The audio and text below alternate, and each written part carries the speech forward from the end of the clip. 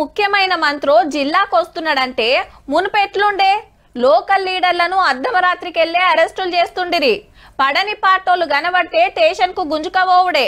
ఇళ్లకెళ్లి బయటికి రాకుండా పోలీసులను బందోబస్తు పెట్టేది.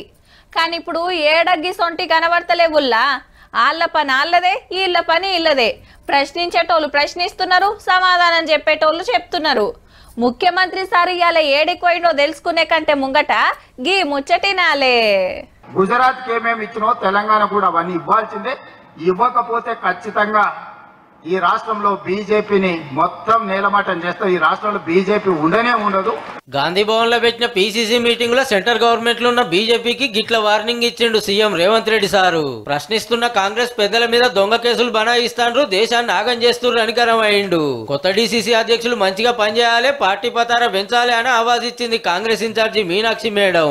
ఈ మీటింగ్ చూసుకొని సీదా కొత్తగూడెం జిల్లా పాల్వంచకొచ్చిండు సీఎం సారు. ఎర్త్ సైన్సెస్ వర్సిటీని చాలు చేసిండు. నీళ్లు, గాలి, భూమిల ఖనిజాల మీద కోర్సులు చదువుతారన్నట్టు. దీనికి పాత ప్రధాని మన్మోహన్ సింగ్ పేరు పెట్టిండ్రు. అయితే 50 ఏళ్ల కిందట 300 ఎకరాలు ఇస్తే సింగరేణి స్కూల్ ఆఫ్ మైనింగ్ వెనకసిరి కాకతీయ యూనివర్సిటీ కింద ఇంజనీరింగ్ కాలేజ్ అయ్యింది.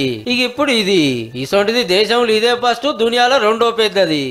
ఎర్త్ సైన్సెస్ భారతదేశంలో ఉన్న ఏకైక యూనివర్సిటీ. ఆ యూనివర్సిటీకి నాడు మన్మోహన్ సింగ్ గారి పేరు మనం పెట్టుకున్నాం. కాంగ్రెస్ సర్కార్ వచ్చినాక పెట్టిన పథకాలు, నడుస్తున్న పనులు, జరుగుతున్న డెవలప్మెంట్ యాద్ చేసి కారోళ్ల ఏలు వల్ల తెలంగాణ తెరలైందనుకొచ్చిండు రేవంత్ రెడ్డి సారు. సాగునీటి ప్రాజెక్టులు 10 సంవత్సరాలు నిర్లక్ష్యానికి గురైనాయి, అవినీతికి లోనైనాయి. కేసీఆర్ ఇంట్లో కనుక వర్షం కురిపించినాయి తప్ప ఖమ్మం, బీడు పొలాల మీద నీళ్లు పారలేదు. ఇక రేపు హుస్నాబాదు, ఎల్లుండి ఆదిలాబాదు, శుక్రవారం నర్సంపేట, శనివారం దేవరకొండల డెవలప్మెంట్ పనులు అరుచుకుంటాడు. మంచోడు సర్పంచ్ లేకపోతే, మంత్రులతో కలిసి పనిచేసేటోడు మీ ఊర్లో లేకపోతే, ఆపుకో ఫుల్లుకో మందుకో ఓటేస్తే గ్రామాలు దెబ్బతింటాయి. అందుకే ఈడికొచ్చిన మిత్రులకు రాజకీయ కక్షలు మానండి, 10 సంవత్సరాలు అండగా నిలబడండి.